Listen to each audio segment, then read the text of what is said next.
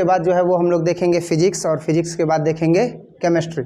ज़्यादा समय न लेते हुए प्रीवियस ईयर क्वेश्चन डिस्कस करेंगे, और प्रीवियस ईयर क्वेश्चन में हम लोग देखेंगे कुछ ऐसे लाइंस को जो पोएम से लिए गए हैं, the lines which is taken from your English rainbow book poetry sections poem, यानी पोएट्री सेक्शन के पोएम से जो है वो लाइन लिया गया है।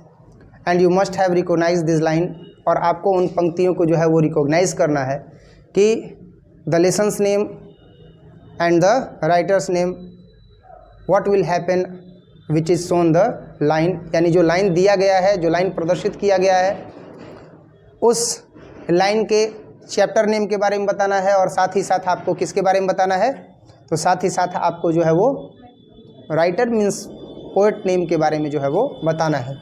देखते हैं, सबसे पहला जो है वो लाइन है कि when thou sights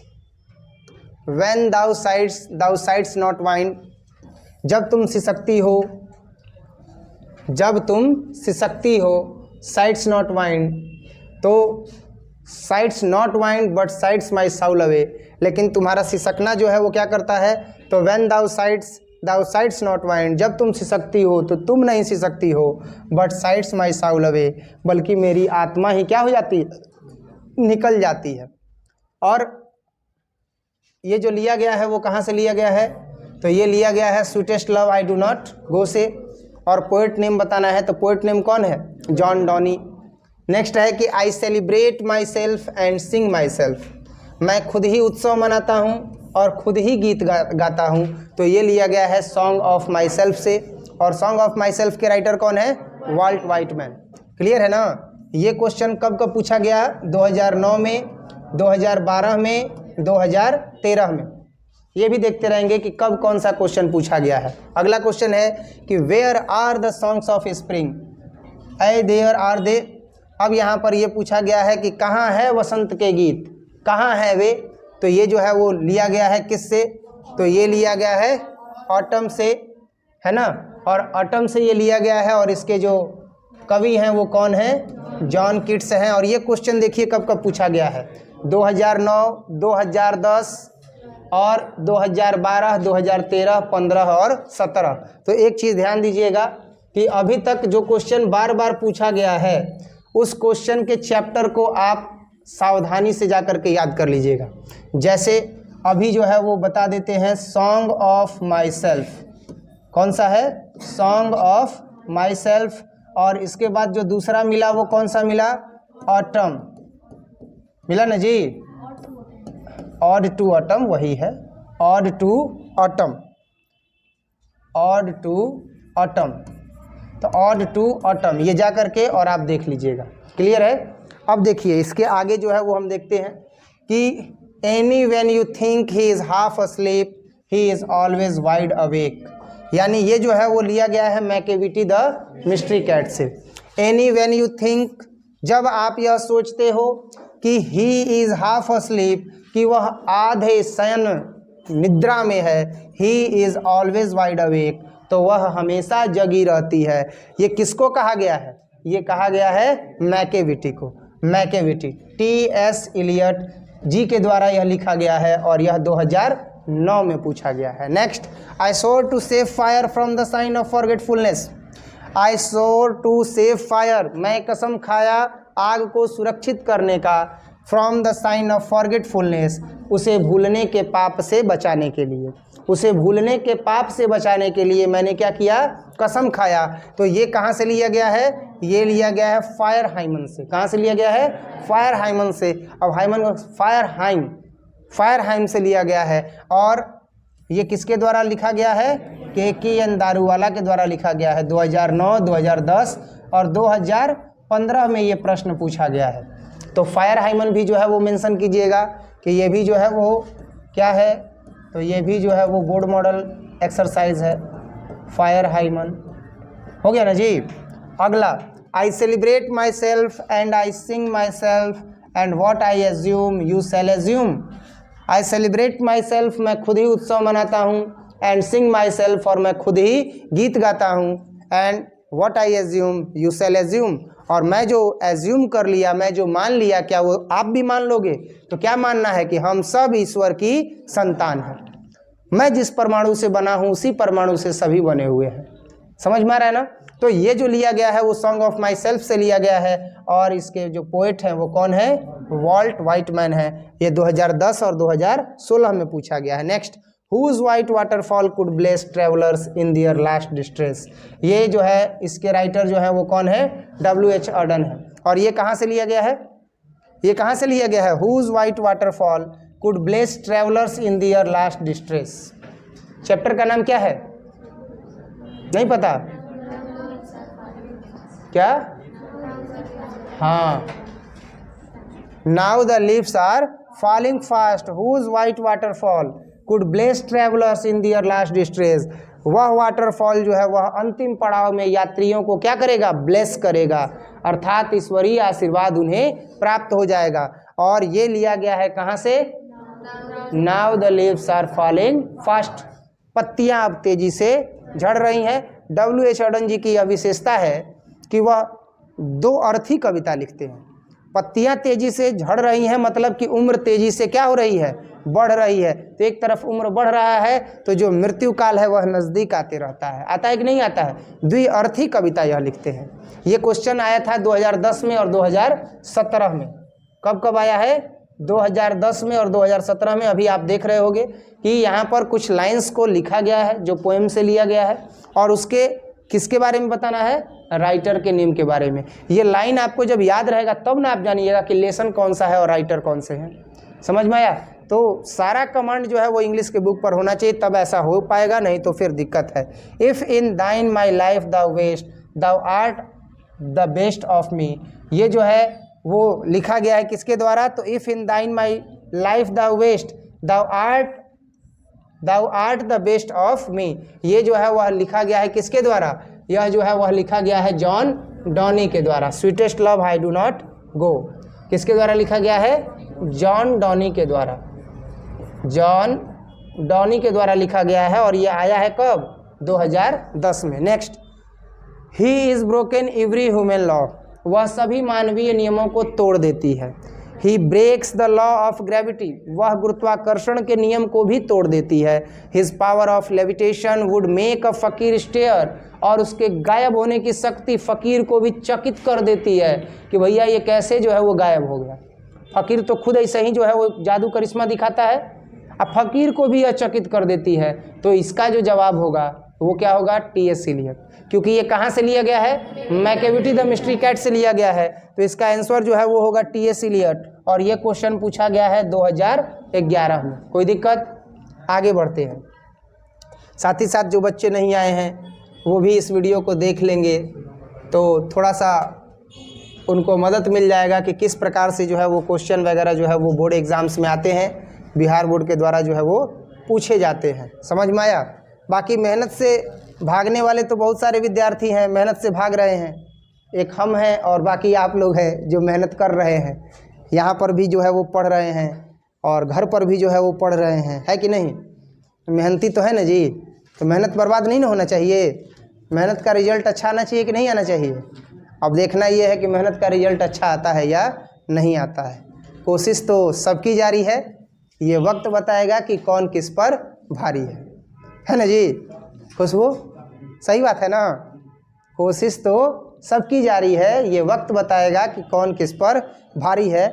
और ऐलान तो हो गया है लेकिन देख रहे हैं कि अभी भी कुछ लोग सीरियस नहीं ले रहे हैं। Come to the point, I think she was the most beautiful lady, मैं सोचता हूँ कि वह खूबसूरत महिला है, खूबसूरत जो है वह औरत है। That ever was in the west country, और वेस्ट कंट्री की वह है, यानी पश्चिमी देश की महिला है। पश्चिमी देश की वह सबसे खूबसूरत महिला है। तो ये कहाँ से लिया गया है, एन एपिताफ। और एन एपिताफ में जो राइटर हैं वो कौन है, वॉल्टर डे ला मेयर। तो ये हो गए वॉल्टर डे ला मेयर। और वॉल्टर डे ला मेयर जो है वो इसके कवि हैं और ये 2011 में प्रश्न पूछा गया है। Creeds and schools in abeyance returning back a while sufficed at what they are but never forgotten, ये जो है वो लिखा गया है किसके द्वारा, तो वॉल्ट वाइटमैन के द्वारा। और ये कहाँ से लिया गया है, ये लिया गया है song of myself, Walt Whitman. Creeds and schools in Abyssinians retiring back a while, sufficed at what they are, but never forgotten. Next है कि but think that we are but turn aside to sleep, they who one another keep alive never parted be. But thinks that we, लेकिन हम लोगों के बारे में सोचो, हम दोनों के बारे में सोचो, are but turned aside to sleep, are but turned aside to sleep, यानी कि हम दोनों जो है करवट लिए बिना जो है वह सोए हैं. They who one another keep, वे लोग जो एक दूसरे के हृदय में रहते हैं. Alive never parted be, वह जिंदा रहते हैं, वह कभी जुदा नहीं होते हैं. तो इसका जो जवाब है वो क्या हो जाएगा? John Donny. और ये कहाँ से लिया गया है? Sweetest love I do not गो, है ना. बोल रहे हैं गो लेकिन लिखा जाएगा. क्लियर है? Her sights and sounds dreams happy as her day, उसका दृश्य और उसकी ध्वनि, उसके खुशी स्वप्न और उसका दिन. एंड लाफ्टर और उसकी खुशियाँ.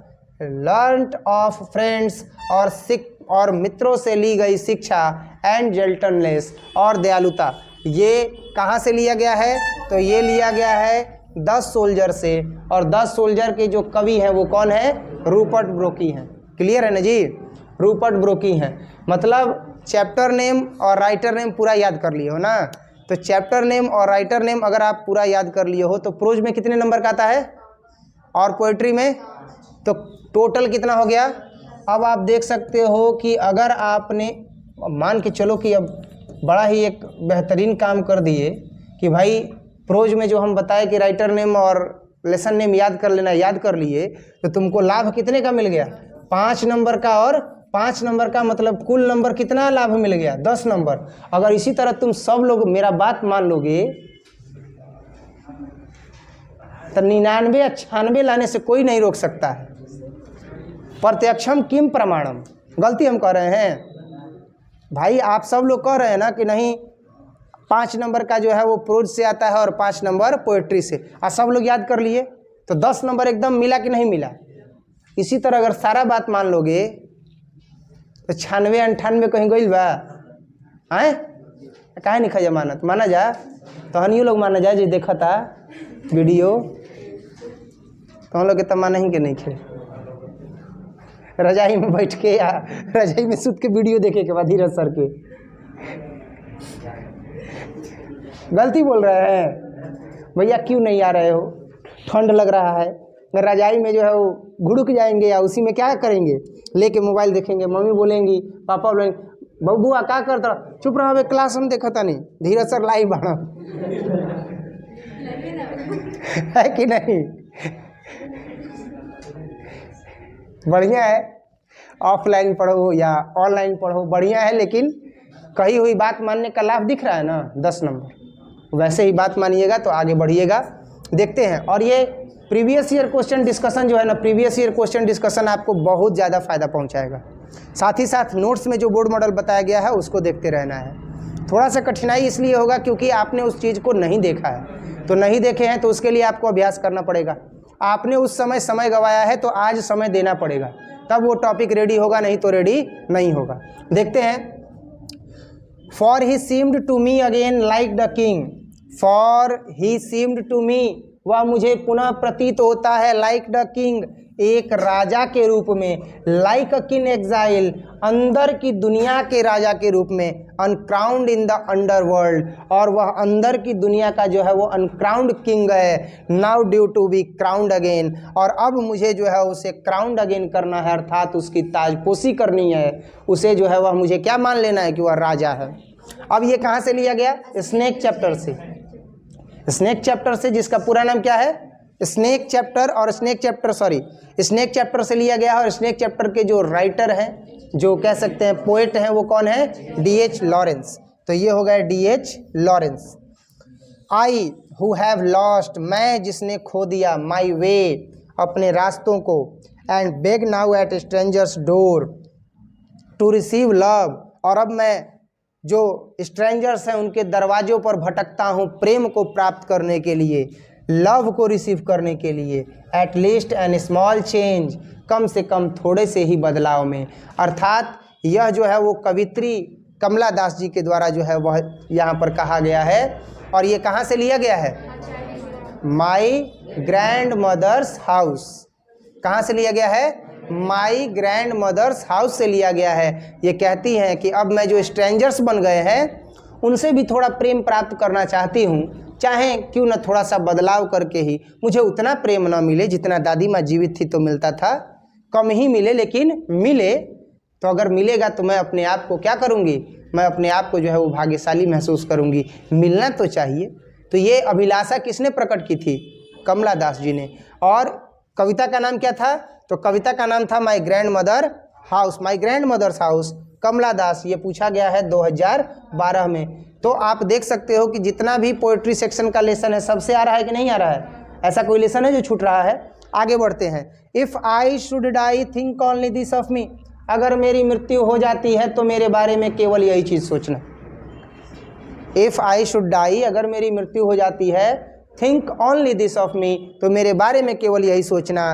That's there some corner of a foreign field, कि विदेशी सरजमी का वह कोना, that is for ever for England, हमेशा के लिए इंग्लैंड का हो जाएगा। अर्थात जहाँ मुझे मृत्यु के बाद दफनाया जाएगा वह कोना कहाँ का हो जाएगा? इंग्लैंड का हो जाएगा। वह कोना इंग्लैंड का हो जाएगा। और ये कहाँ से लिया गया है? 10 सोल्जर से लिया गया है। राइटर कौन है? रूपर्ट ब्रोकी। दैट मीन्स पोएट कौन है? रूपर्ट ब्रोकी। क्लियर है? देखो, मृत्यु एक शाश्वत सत्य है और इससे घबराना नहीं चाहिए। आप जिस अवस्था में हो, इस अवस्था में मृत्यु के बारे में जो है वह एक पकड़ बना लेनी है कि मृत्यु तो आना ही आना है। समझ में आया? लेकिन मृत्यु को आने से पहले जो जीवन को जी लेता है वही योद्धा कहलाता है। मृत्यु तो आनी ही आनी है, निश्चित है कि मृत्यु आएगी, पर वो मृत्यु किस तरह से आएगी? कायरता भरे रास्तों से आएगी या अपने कर्तव्य पथ पर आगे बढ़ते हुए आएगी? अंतर है। समझ में आ रहा है ना? आत्महत्या करना महापाप है, लेकिन एक चीज याद रहे कि कर्म पथ पर अपने आप को बलिदान कर देना ये महानता है, ये कायरता नहीं है। समझ में आ रहा है ना? जैसे कहा गया है कि मुझे दो चार नहीं, मुझे दो चार नहीं, मुझे दो चार नहीं, आसमान का, मुझे दो चार नहीं, आसमान का नूर चाहिए। मुझे दो चार नहीं मतलब आसमान में जितने तारे हैं उनके बारे में, कि मुझे दो चार नहीं, मुझे आसमान का नूर चाहिए। मुझे दो चार नहीं, आसमान का नूर चाहिए। जिंदगी भले बीत जाए संघर्ष में, पर मौत मशहूर चाहिए। समझ में आया? नूर और मशहूर ये दोनों शब्द कंपैरिजन से बने हैं। नूर का मतलब हो गया कि आसमान में जितने तारे हैं उन सभी तारों की ख्वाहिश है, और उसे पाने के कर्म पथ पर मुझे कितना भी संघर्ष करना पड़े, मैं संघर्ष करने के लिए क्या हूँ? तैयार हूँ। लेकिन उस संघर्ष पथ पर जब मेरी मृत्यु भी हो जाए तो वो मृत्यु क्या चाहिए? मशहूर चाहिए। मतलब जनाजे में कम से कम लाखों लोग हों, मुझे ऐसा मृत्यु चाहिए। इना कि कुकुर बिलाई वाला मौत मर गई नहीं कि ट्रक जाता टे आ चापत जाता पचनी निकल गई, वैसन मौत ना चाहिए। समझ में आ रहा है ना? तो ये इच्छा होनी चाहिए, और जिसकी प्रबल इच्छा होती है कि मृत्यु शानदार हो। कई लोग क्या कहते हैं? मेरा जीवन शानदार होना चाहिए, गाड़ी होना चाहिए, बंगला होना चाहिए, गोल्ड चेन होना चाहिए, एप्पल का मोबाइल होना चाहिए, है कि नहीं? जो इसमें अगर संलिप्त हो गया तब तो कहानी ख़त्म है। और जिसका ये ध्येय होता है कि उसकी मृत्यु जानदार हो, उसकी मृत्यु शानदार हो, तो वो अपने कर्तव्य पथ पर हमेशा टिका रहता है। अब इसके बाद जो है वो हम देखेंगे अगला क्वेश्चन, और अगला क्वेश्चन है कि oh how feeble is man's power, oh कितना कमज़ोर है मनुष्य की शक्ति। That is good fortune fall, कि अच्छा वक्त जो है वह गुजर जाता है। Can not add another hour, और उसमें एक घंटा भी नहीं जोड़ पाते हैं। Nor a last hour recall, typing mistake है इसमें, जो टाइपिंग मिस्टेक है इसको हम भेजेंगे कि वो सुधारे, है ना। ओह how feeble is a man's power that is good fortune fall, है ना, कि ओह हाउ फीबल, ओह कितना कमज़ोर है, मैंस पावर आदमी की शक्ति, that is good fortune fall, कि अच्छा वक्त बीत जाता है, can not add another hour, उसमें 1 घंटा भी नहीं जोड़ पाते हैं, nor a last hour recall, और ना ही जो बीता हुआ अच्छा वक्त है उसे रिकॉल कर सकते हैं। लिया गया है sweetest love I do not, और ये जो पोएट हैं वो कौन है? John Donny. डेड इज कौन कर रहा है जी? ऑड टू अटम, दिमाग सही है कि नहीं? ऑड टू अटम का ये है, oh how feeble's man power that is good fortune fall, can not add another hour nor a last hour recall. Sweetest love I do not go का जहाँ पर वह अपनी प्रियतमा एनी को कहते हैं, जब वह नहीं मानती है, रोती है, तो वो कहती है ओह कितना कमज़ोर है आदमी कि अच्छे वक्त में 1 घंटा नहीं जोड़ पाता है, अब बुरे वक्त को याद करके रोता रहता है, रोता रहता है। किसने कहा था? जॉन डॉनी जी ने कहा था ना। किसे कहा था? तो अपनी बिलव्ड एनी को कहा था। Dead in hundreds at the black follow wooden in our track, arms raise stiffly to reprove in false attitudes of love. ये जो है लिया गया है किससे? ये चैप्टर क्या है? Now the lips are falling fast, और इसके जो पोएट हैं वो कौन है? W.H. Auden। I harbour for good और bad, I permit to speak at every hazard, nature without check with original energy. तो क्या होगा ये? Walt Whitman. ये किस चैप्टर से लिया गया है? वाल्ट वाइट मैन जी ने ये कहा है कि आई हार्बर फॉर गुड और bad, I permit to speak at every hazard, मुझे अनुमति चाहिए कि मैं हर एक तथ्य पर बोल सकूं खुल करके। Without nature without check with original energy, यानी कि उसके ओरिजिनल एनर्जी को बिना चेक किए हुए उसके बारे में मैं बोल सकूं। ये कहाँ से लिया गया है? ये लिया गया है कहाँ से? सस्पिशन में हो अभी भी? नहीं, इधर से तो आवाज़ आ ही रहा है। अमीषा जो है वो अभी भी लिपसिंग कर रही है, इसके विषय में नहीं बोल रही है। वाल्ट वाइटमैन से पकड़ो। वाल्ट वाइटमैन किस चैप्टर को लिखे हैं ये बताओ? Song of my self. खुद की जो है वह गीत है, यह स्वयं का गीत है। तो कभी कभी अगर इस तरीके से आएगा राइटर नेम लिखने के लिए, तो राइटर नेम तो लिखेंगे, लेकिन चैप्टर नेम माइंड में चलना चाहिए ना। चैप्टर नेम चलेगा तभी तो लिखेंगे राइटर नेम, और साथ ही साथ इस लाइन को याद करना पड़ेगा। जब तक ये लाइन याद नहीं रहेगा तब तक आप कमांड नहीं कर सकते हो। समझ में आया? देखते हैं। Was it cowardice that dared not kill him, was it preservative that I longed to talk to him, was it humility to feel so honoured, felt so honoured. अब ये जो लाइन लिया गया है वो लिया गया है स्नेक चैप्टर से, और इसके जो कवि हैं वो कौन है? D.H. लॉरेंस है। नेक्स्ट डॉट डॉट डॉट है, और इसके बाद है I who have lost my way and beg now at strangers door to receive love at least in small changes. किसके द्वारा लिखा गया है? Chapter name my grandmother's house. Here lies a most beautiful lady, यहाँ एक खूबसूरत महिला लेटी हुई है। Lights of step and heart was she, उसका हृदय कोमल और काफ़ी सुंदर है। I think she was the most beautiful lady of western country, और मैं यह सोचता हूँ कि वह पश्चिमी देश की सबसे खूबसूरत महिला है। तो ये कहाँ से लिया गया है? एन एपिटाफ वॉल्टर डेला मेयर। कब कब पूछा गया है? 2014, 2016 और 2017। तो याद कर लेंगे ना? याद हो जाएगा कि नहीं हो जाएगा? Next, cold impossible ahead, list the mountains lovely head whose white waterfalls could bless travellers in their last distress. W.H. Auden ji के द्वारा लिखा गया है। 2014 और 2016 में ये क्वेश्चन पूछा है। He hath no desire nor sense nor half so sort away, उसके पास न तो इच्छा है न तो भाव है, लेकिन फिर भी वह जल्दी आ जाता है। देन फियर्स नॉट मी, तो मुझे लेकर के भयभीत न हो प्रिय, मैं तुरंत आ जाऊंगा। उनकी प्रियतमा उनके लिए रोती है ना। किसके लिए? तो जॉन डॉनी के लिए। किसके लिए? जॉन डॉनी के लिए, जब वो समुद्री यात्रा पर जाते हैं। और ये कहाँ से लिया गया है? Sweetest love I do not go. Macavity is a ginger cat, he is very tall and thin, you should know him if you saw him for his eyes are sunken in. Macavity is a ginger cat, Macavity एक ginger cat है। He is very tall and thin, वह बहुत लंबी है और बहुत ही पतली है। You should know him if you saw him, आप उसे जान जाओगे जब आप उसे देखोगे। For his eyes are sunken इन, उसकी आंखें जो है वह अंदर की ओर धंसी हुई है। कहाँ से लिया गया है? मैकेविटी या मिस्ट्री क्या?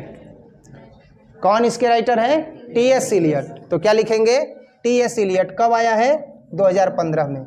Easter night the Sunny went hence and yet is here today, अभी जो है वह पिछले दिन सूर्य चला गया लेकिन आज यहीं पर है। He hath no desire no sense, उसके पास कोई इच्छा नहीं है, कोई भाव नहीं है। Nor half so short way, और ना ही उसके पास जल्दी आने का कोई रास्ता है। लेकिन वह आया कि नहीं आया? तो मुझसे क्यों डरती हो, मैं भी आऊँगा, ऐसा कौन कहते हैं? गुड। तो ये जो है वो जॉन डॉनी जी कहते हैं, sweetest love I do not go. And where the water had dripped from the tap in small clearance, he sipped with his straight mouth, softly drank through his strength gums into his slack long body silently। अब यहाँ पर अगर हम देखें तो बताया गया कि and where the water had dripped from the tap in a small clearance, कहाँ जो है वह पानी की बूंदें जो है वह टैप से नीचे गिरती हैं स्पष्टता से। He sipped with his straight mouth, वह पानी को खींचता है अपने सीधे मुंह में। सॉफ्टली ड्रैंक, आराम से पीता है। थ्रू हिज स्ट्रेट गम्स, अपने गलमूसों की सहायता से। गलमूस मतलब जो गम्स हैं, जो मसूड़े हैं गलमूस से, उनसे वह खींचता है। इनटू हिज स्लेक्स लॉन्ग बॉडी स्लाइंटली, अपने बॉडी के अंदर पानी को नीचे। तो ये कहाँ से लिया गया है? स्नेक से लिया गया है। और स्नेक से लिया गया है तो इसके जो राइटर हैं वो कौन है, पोइट हैं वो कौन है? D.H. लॉरेंस, है ना। और ये कब पूछा गया है? तो D.H. लॉरेंस जी जो है वो इसको लिखे हैं। Next, when you weeps unkindly kind, जब तुम निर्दयता से रोती हो, बिलखती हो। अब मान लो कि कोई किसी की प्राण प्रिय हो, अब वह रोने लगे तो भैया एकदम हृदय क्या हो जाता है? भारी हो जाता है। अब प्राण प्रिय न हो, अब मान लो कि माता जी हो, अब माता जी रो रही हो, अब पता चला कि छोटका भाई के चलते रो रही हो, छोड़ दोगे छोटका भाई को? छोड़ दोगे? आवत आवत धक एकदम दही मुक्का दही लात जूता कहत रहनी कि मम्मी के परेशान मत कर, खीस एकदम बरा दे, आज तार कोटा पूरा हो गए, है कि नहीं भैया? हम जिससे हम प्रेम करते हैं उसको रोते बिलखते हुए नहीं देख सकते हैं।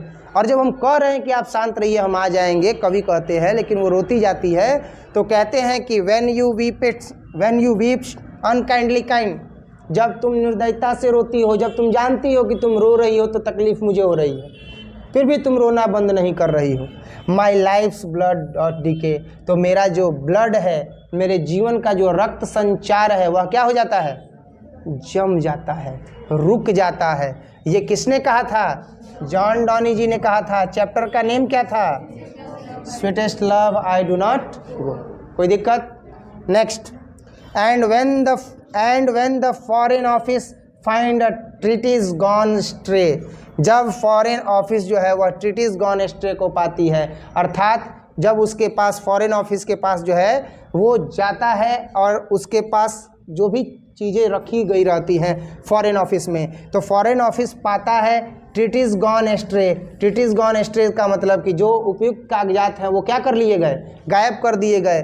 For the admiralty lose some plans, कुछ योजनाएं जो होती हैं वह अब क्या हो जाती हैं? लूज कर दी जाती हैं। And drawing by the way, और जो ड्राइंग है वो क्या हो जाता है? वो अब वे में है। वे में है मतलब कि अब रास्ते में है, अर्थात उसे चुरा लिया गया है। तो ये कहाँ से लिया गया? मैकेविटी द मिस्ट्री कैट से। और इसके जो कवि हैं वह कौन है? T.S. इलियट जी हैं। और यह कब आया है? 2017 में आया है। नेक्स्ट देखेंगे, explain any one of the following. जब कभी भी अगर आता है एक्सप्लेन करने के लिए तो अथवा में दिया रहता है।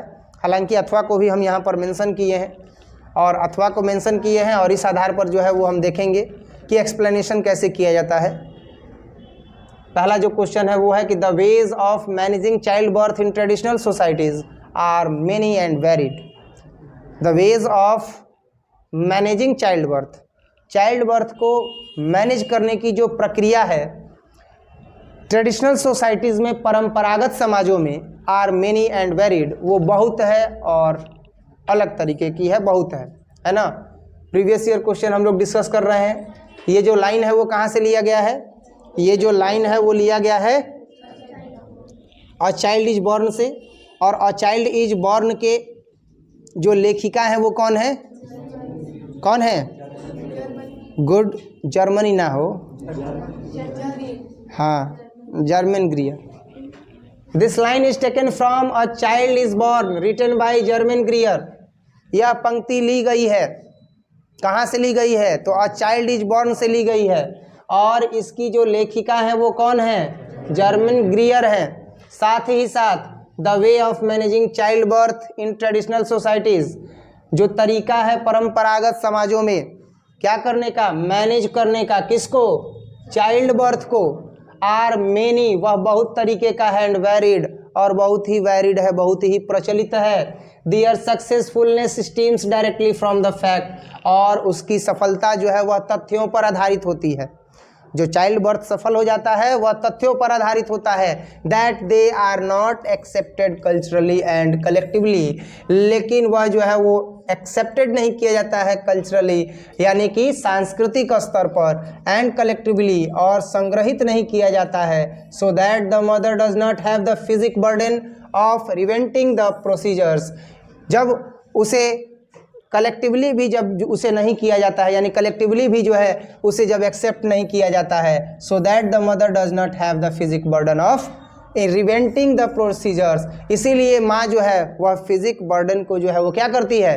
तो फिजिक बर्डन को वह लेने से इनकार कर देती है। माँ है, बच्चे का जन्म हुआ, अगर उसका स्वागत हो रहा है, सत्कार हो रहा है, तो माँ अगले बच्चे के लिए खुद को तैयार महसूस करती है। और पता चला कि बच्चे को संभालने वाला कोई नहीं है, घर का काम वैसे ही है, अगर बच्चे को संभालने वाला नहीं है, उसका स्वागत करने वाला कोई नहीं है, जब पहली बार वह घर में आती है, उसको हिम्मत देने वाला कोई नहीं है, तो वह अगली बार जो है वह बच्चे को जन्म देने में आनाकानी करती है, अर्थात वह अपने आप को अगले बच्चे के लिए तैयार नहीं कर पाती है। Even through the possible disaster are highly alive in memory of her community, even through the possible disaster, और यद्यपि कुछ पॉसिबल डिजास्टर जो है, कुछ संभव आपदाएं जो है, आर हाईली अलाइव, उच्च स्तर पर जीवित रहती है, in the memory of her community, उसके कम्युनिटी के मेमोरी में, यादों में, and the index of anxiety high, और तब चिंता का स्तर काफ़ी ऊंचा हो जाता है। और ritual approach to pregnancy which hems the pregnant woman about with culturally forbidden activities help make the anxiety manageably। अब यहाँ पर ये बताया गया कि and the index of anxiety, और चिंता का जो सूची है वह ऊंचा रहता है, और रिचुअल अप्रोच टू प्रेगनेंसी, और जो गर्भावस्था की पहुँच होती है, विच हिम्स द प्रेग्नेंट, जब वह उच्चतम काल में होती है, वुमेन महिला, about with culturally forbidden activities, और जब सांस्कृतिक रूप से उसके एक्टिविटीज़ को क्या कर दिया जाता है? फॉरबिडन किया जाता है। फॉरबिडन करने का मतलब प्रतिबंधित कर दिया जाता है कि तुम्हें क्या करना है और क्या नहीं करना है, उसके क्रियाकलापों पर जब प्रतिबंध कर दिया जाता है, तो हेल्प्स मेक द एंजाइटी मैनेजेबली, तब जो एंजाइटी है, चिंता है, वह मैनेज करने योग्य हो जाती है। अर्थात मैनेज करने का मतलब क्या हो गया कि अब जो है वह व्यवस्थित करने लायक हो जाती है, चिंता ज़्यादा नहीं होता है। नेक्स्ट है कि it is obvious that we know more than animals do and it is common to consider this one of our advantage. यह जो है वो लिया गया है ideas that have helped mankind से, और इसके राइटर जो है वो कौन है? Bertrand Russell. It is obvious that we know more, यह स्पष्ट है कि हम अधिक जानते हैं देन एनिमल्स डू, जैसा कि जानवर करते हैं। जानवर जितना करते हैं हम उनसे अधिक जानते हैं, हम मनुष्य हैं, हम ज़्यादा जानते हैं। And it is common to consider this, और यह सामान्य है कि हम यह अवलोकन भी कर सकते हैं, वन ऑफ आवर एडवांटेज, अपने लाभ का हम अवलोकन भी कर सकते हैं, पर जानवर नहीं कर पाते हैं। Next, this line has taken from the lesson ideas that have helped mankind, written by, not composed by, written by Bertrand Russell.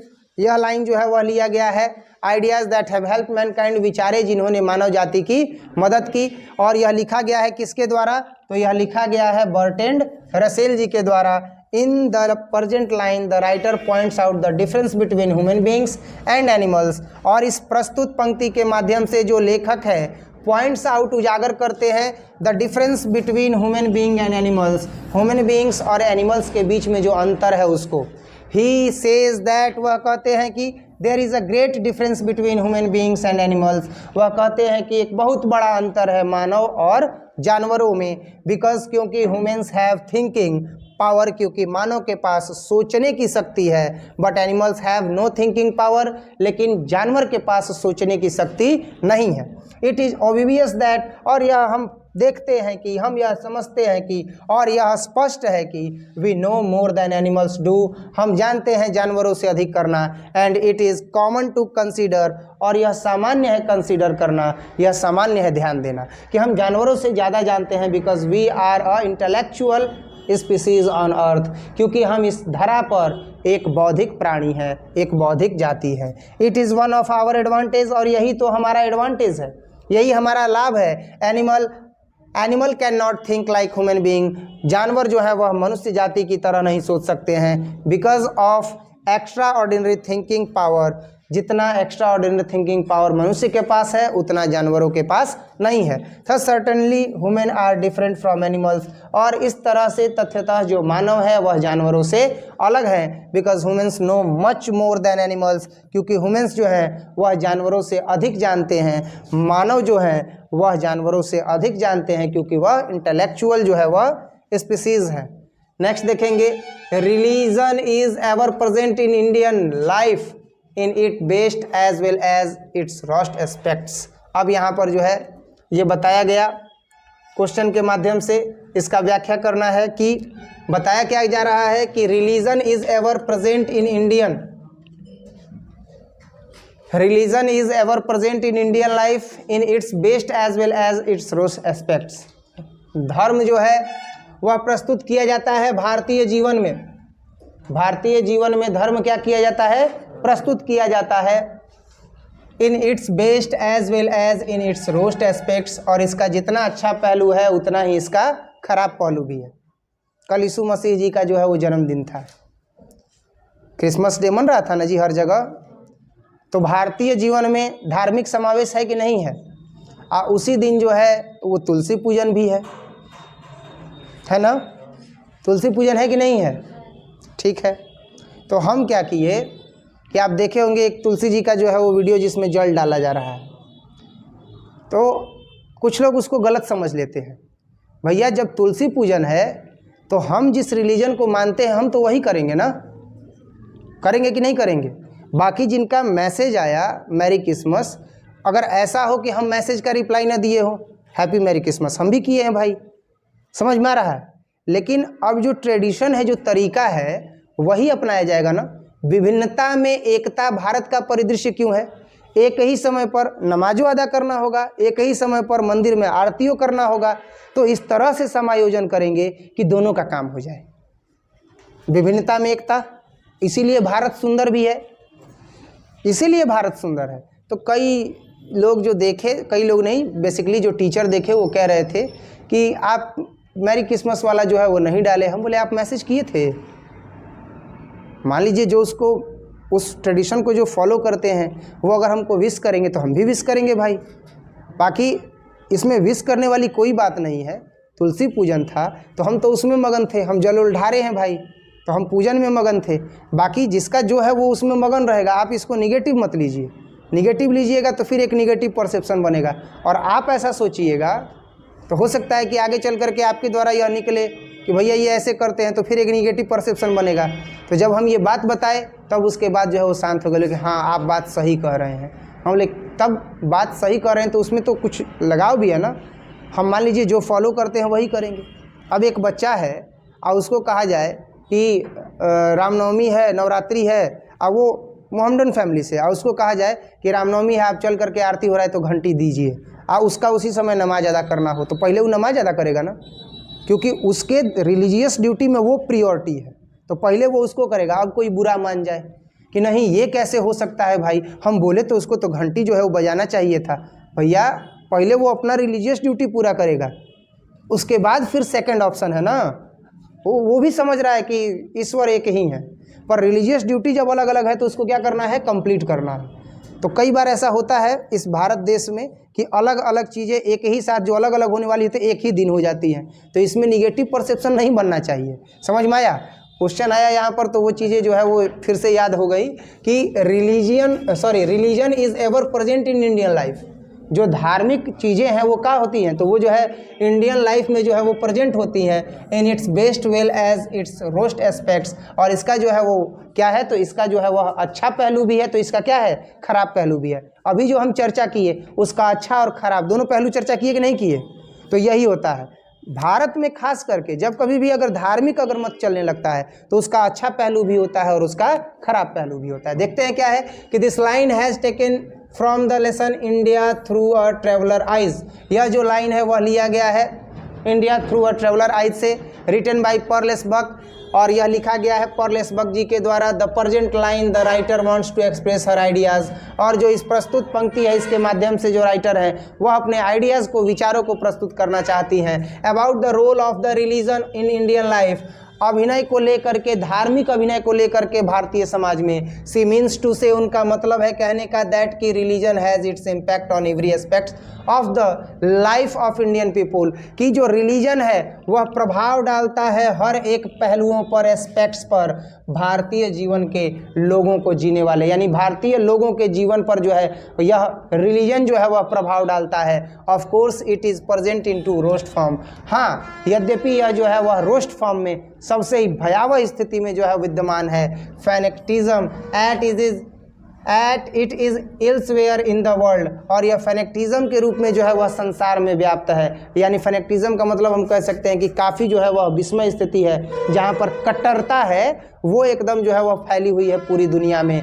Beside this Indian peoples behave with perfect freedom according to their religion, जबकि भारतीय लोग जो है वह behave करते हैं with perfect freedom, अपने संपूर्ण पूर्ण आज़ादी के साथ, अकॉर्डिंग टू दियर रिलीजन, अपने धर्म के अनुसार।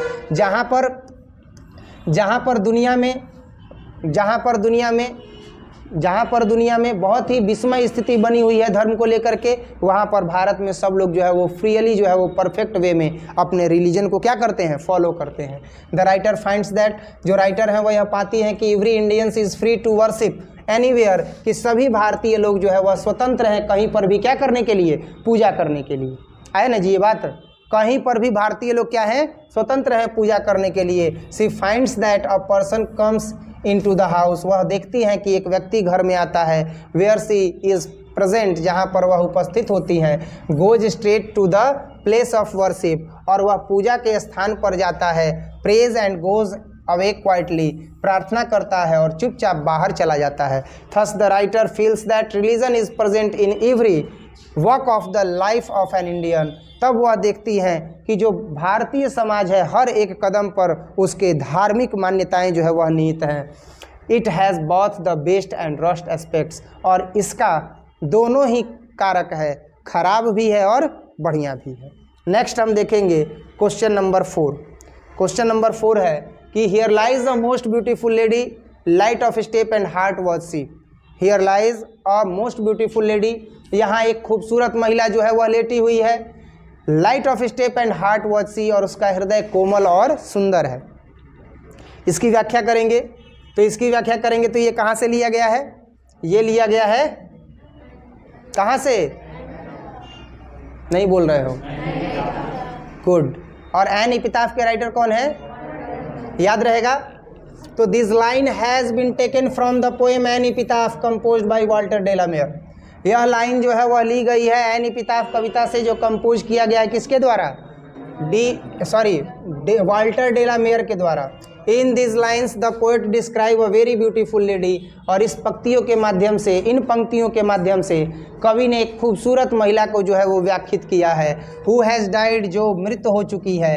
ही लाइक्स हर वेरी मच, वह उसे बहुत पसंद करते हैं। After her death she laid inside the grave, उसकी मृत्यु के बाद वह उसके ग्रेव के बगल में जो है वो खड़े हैं।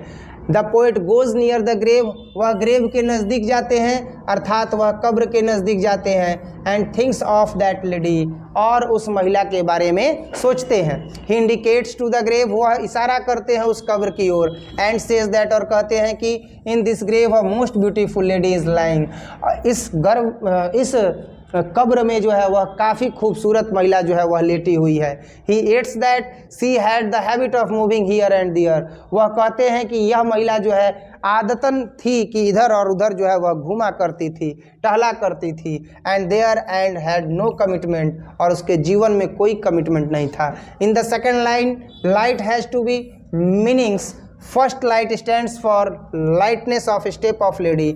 यहाँ पर जो लाइट वर्ड लिया गया है उसका अर्थ है, इसका पहला अर्थ है कि वह जो है lightness of step of lady, यानी कि उस महिला के द्वारा जो है वह उठाए गए कदमों के प्रकाश के विषय में है। Which means the lady moves everywhere freely, जिसका मतलब है कि वह महिला कहीं पर भी स्वतंत्रता पूर्वक घूम सकती है। As she has no commitments, क्योंकि उसके पास कोई कमिटमेंट्स नहीं था। Secondly the light stands for the lightness of the heart of the lady, और दूसरा जो प्रकाश है, लाइट है, वह आया है उस महिला के हृदय के प्रकाश के लिए। Which means the lady was kind, जिसका मतलब है कि जो महिला है वह क्या है, काइंड है, दयालु है, एंड कंसिडरेट, और ध्यान देने वाली है। Thus the poet praises and thinks lady, और इसीलिए जो कवि है वह प्रेजेस करते हैं, बड़ाई करते हैं, एंड थिंक्स लेडी, और सोचते हैं उस महिला के बारे में, who is lying in the grave, जो उस ग्रेव में, जो उस कब्र में क्या है, लेटी हुई है। नेक्स्ट प्रीवियस ईयर क्वेश्चन ही है ये भी। Broken yet rebellious I swore this time to save it from the sign of forgiven. ये कहाँ से लिया गया है, फायरहाइमन। कहाँ से लिया गया है, फायरहाइमन। इसके पोइट कौन हो गए, के.की.एन. दारूवाला। क्लियर है, देखते हैं, लास्ट ही है, 6 तक ही है, और इसके बाद जो है आज का जो है वो डिस्कशन क्लास जो है वो कंप्लीट हो जाएगा। अभी और है एक्सप्लेनेशन, कल के क्लास में हम लोग देखेंगे। ठीक है, 2 क्वेश्चन है, बढ़िया से समझ लेते हैं। थोड़ा सा टाइम अगर ज़्यादा लगता है तो चेहरे पर जो है वो तनाव महसूस होने लगता है, दिखता है तनाव, कहने की ज़रूरत नहीं है। लगातार यही चीज़ कहते हैं ना, लगातार पढ़ना और लगातार पढ़ाना और लगातार क्लास अटेंड करना बहुत ही बड़ी बात होती है। इसका असर आपके स्वास्थ्य पर दिख रहा है। कई विद्यार्थियों का जो आँख है वो धंस गया है, समझ में आया। हम देख रहे हैं कई विद्यार्थियों का जो आँख है वो धंस गया है। अगर ये स्मार्ट वर्क आप पहले किए होते तो अभी हार्ड वर्क आपको नहीं ना करना होता। हम तो जैसे प्लानिंग किए थे इस ईयर पढ़ाने का वो तो लेके चल रहे हैं, डिस्कशन भी हो रहा है, समय से पहले सारा ईयर का जो है वो डिस्कशन भी हो जाएगा, क्वेश्चन आंसर। हम देख रहे हैं लड़कों का भी वही हाल है, लड़कियों का भी वही हाल है, लेकिन अभी भी कुछ ऐसे लड़के हैं जो एकदम स्वस्थ हैं, मस्त हैं, उनको कोई मतलब नहीं है, चादर तान के सोना है, फेल ना तो पास के करा बाप से रुकाई, है कि नहीं।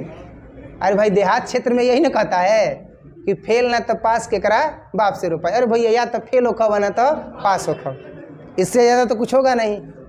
खैर जो भी हो, अगर ये सोच है तो सोच में सुधार होना चाहिए, है ना जी।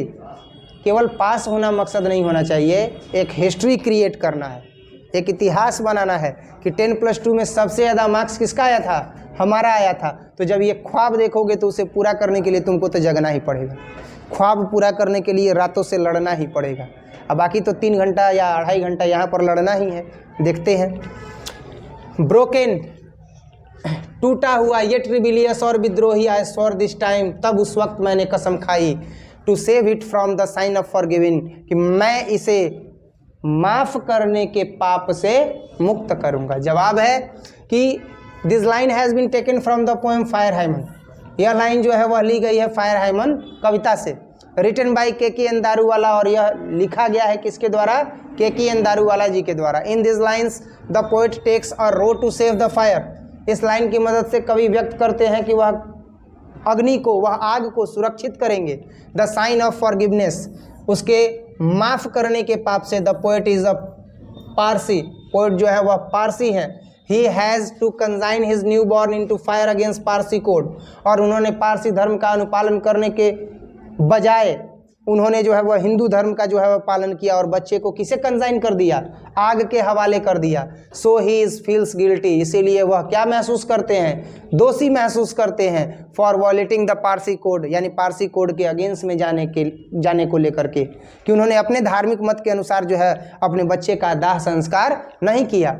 द पोएट इज़ ब्रोकन, कवि टूटे हुए महसूस करते हैं, due to the premature death of his first born son, उनका जो पहला बच्चा है उसके मृत्यु पर जो है वह अफसोस व्यक्त करते हैं and his violation of the Parsi code, और पारसी कोड के अगेंस्ट में जाने का, पारसी धर्म के विरुद्ध में जा करके उसका क्या करने पर, उसका दाह संस्कार करने पर वह क्या महसूस करते हैं, तो वह जो है वह दोषी महसूस करते हैं। But when he feels the Fyers comment, लेकिन जब वह फायर्स के कमेंट को समझते हैं, ही बिकम एगिटेटेड, तो वह जो है वह एकदम सशक्त हो जाते हैं। It compels his to take a rebellious form, और उनका वह पंगुपन जो है वह रिबेलियस फॉर्म में आ जाता है, अर्थात विद्रोही भाषा में आ जाता है। ही रिबेलियसली स्वेयर टू दिस टाइम, और वह जो है वह रिबेलियसली यानी कि वह जो है वह विद्रोह पूर्वक जो है कसम खाते हैं कि never to violate the Parsi code again, कि अब वह जो है वह पारसी कोड को कभी भी जो है वह अगेंस्ट में नहीं जाएंगे, अर्थात वह अपने धार्मिक मतों के विरुद्ध में कभी नहीं जाएंगे। थस इस प्रकार the poet is broken internally, इस प्रकार जो कवि है वह आंतरिक रूप से टूटे हुए हैं। Due to the calamity fallen on his and he decided to save the fire, और तब वह जो है उनके अंदर बदलाव आता है और वह निर्णय लेते हैं कि वह आग को सुरक्षित करेंगे नेक्स्ट टाइम, अगली बार, from the sign of forgiveness, यानी उसको भूलने के पाप से, उसके भूलने से पाप से उसको क्या करेंगे, सुरक्षित करेंगे। अब नेक्स्ट जो है वो है कि the voice of my education said to me he must be killed. ये क्या है भाई, the voice of my education, मेरे शिक्षा की आवाज़ ने कहा, ही मस्ट बी किल्ड, कि उसे अवश्य क्या करना चाहिए, मार देना चाहिए। कहाँ से लिया गया है, स्नेक से लिया गया है। कवि कौन है, D.H. लॉरेंस है। देखते हैं कि this lines has been taken from the poem snake compose bye D.H. Lawrence. यह लाइन ली गई है स्नेक अध्याय से, जिसके कवि कौन है, D.H. लॉरेंस है। इन this lines the poet shows that, और इन पंक्तियों के माध्यम से कवि प्रस्तुत करते हैं कि there is a conflict in his mind, कि उनके मन में जो है वह अंतर्द्वंद चल रहा है, कन्फ्लिक्ट चल रहा है। Whether he should kill the snake और नॉट, कि वह सांप को मार दे या न मारे। उनके मन में अंतर्द्वंद चल रहा है कि वह सांप को मार दे या न मारे। When the poet find snake drinking water, और जब वह देखते हैं कि सांप पानी पी रहा है एट द थ्रू नाद पर, he is fascinated by its beauty, तो वह उसकी सुंदरता से प्रभावित हो गए। He does not want to kill it, वह नहीं चाहते हैं उसे जान से मारना। His conscience does not allow him to kill it, उनका जो भाव है वह व्यक्त नहीं करता है कि उन्हें जान से मार दिया जाए, सांप को जान से मार दिया जाए। But his worldly education tells him that, लेकिन उनकी सांसारिक शिक्षा, वर्ल्डली एजुकेशन सांसारिक शिक्षा कहती है, it is a poisonous snake, कि यह एक जहरीला सांप है, and he must kill it, कि उसे अवश्य मार देना चाहिए। Ultimately being compelled by the worldly education, और अंत में वह वर्ल्डली एजुकेशन को अपनाते हैं, सांसारिक शिक्षा को अपनाते हैं। The poet strike the snake, और जो कवि हैं वह सांप पर धावा बोल देते हैं, विथ द स्टिक के साथ, in other words due to the pressure old worldly education, और तब जो है वह प्रेशर समझ में आता है, दबाव समझ में आता है ओल्ड एजुकेशन का, पुरानी शिक्षा का। The poet decide to kill the snake, और वह सांप को निर्णय लेते हैं जान से मारने का। But he tries to kill the snake, लेकिन वह कोशिश करते हैं सांप को जान से मारने का। But it enters the hole, लेकिन वह होल में क्या होता है, इंटर कर जाता है, प्रवेश कर जाता है। Thus the poet is confuse that, इसीलिए जो कवि हैं वह भ्रमित हैं, कन्फ्यूज हैं। ही शुड किल द स्नेक और नॉट, कि वह सांप को जान से मारे भी हैं या नहीं मारे हैं। And lastly decide to kill it, और अंत में निर्णय लेते हैं कि उसे जान से मार दिया जाएगा। अगर वह वापस पुनः आएगा तो मार दिया जाएगा, लेकिन बाद में उनका एजुकेशन क्या कहता है, ह्यूमन एजुकेशन कहता है कि नहीं नहीं, उसे मारा नहीं जाएगा, बल्कि वह आएगा तो उसका आतिथ्य किया जाएगा। बड़ा दुखी हो जाते हैं बाद में कि भाई सांप अतिथि की तरह आया था ना, और हम उसे क्या कर दिए, हिट कर दिए, तो बहुत अफसोस करते हैं। आज के क्लास में जो है वो केवल और केवल इतना ही, इसके आगे जो है वो हम लोग देखेंगे अगले क्लास में। और बाकी ये क्वेश्चन डिस्कशन आप देख रहे थे साइंस जंक्शन धीरज सर चैनल पर, माँ सरस्वती कोचिंग सेंटर के माध्यम से ये आप देख रहे थे। बाकी जितने भी स्टूडेंट हैं जिन्हें भी न्यू सेशन में पढ़ना होगा, या जो अभी देख रहे होंगे ऑनलाइन भी स्टूडेंट, उनके जान पहचान के जो भी विद्यार्थी होंगे, तो आप जिस तरीके से पढ़ रहे हो, ये एक नए तौर तरीके से हम लोग जो है वो पढ़ रहे हैं इस क्षेत्र में, अखबारीपुर गोला के क्षेत्र में। तो एक बार डेमो क्लास के लिए आप अपने जो भी मित्रगण होंगे, उनके बंधु होंगे, आप उनको कह सकते हैं, ताकि वो डेमो क्लास कर लें, सेटिस्फाई हों, तब एडमिशन कराएं। न्यू सेशन स्टार्ट होने वाला है, और जनवरी माह से ही 1 जनवरी से, तो 1 जनवरी को तो छुट्टी रहेगा। 2 जनवरी से जो है वो 12th क्लास का जो है वो बैच स्टार्ट होने वाला है। तो जो भी बच्चे डेमो क्लास करना चाहें तो आप उन्हें बता सकते हैं। बाकी जो भी न्यू स्टूडेंट आए तो इस नंबर पर कांटेक्ट करें 7667067371 पर, और पहले डेमो क्लास करें फिर एडमिशन। बाकी जो भी विद्यार्थी देख रहे थे, अगर वीडियो अच्छा लगा हो तो वीडियो को लाइक करें, अपने दोस्तों के साथ शेयर करें, और चैनल को सब्सक्राइब न करें, है ना, बस केवल देखें और चुपचाप जो है देख करके ऐसे ही चले जाए। चैनल को भी सब्सक्राइब कर ले। मिलते हैं अगले वीडियो में, तब तक के लिए जय हिंद।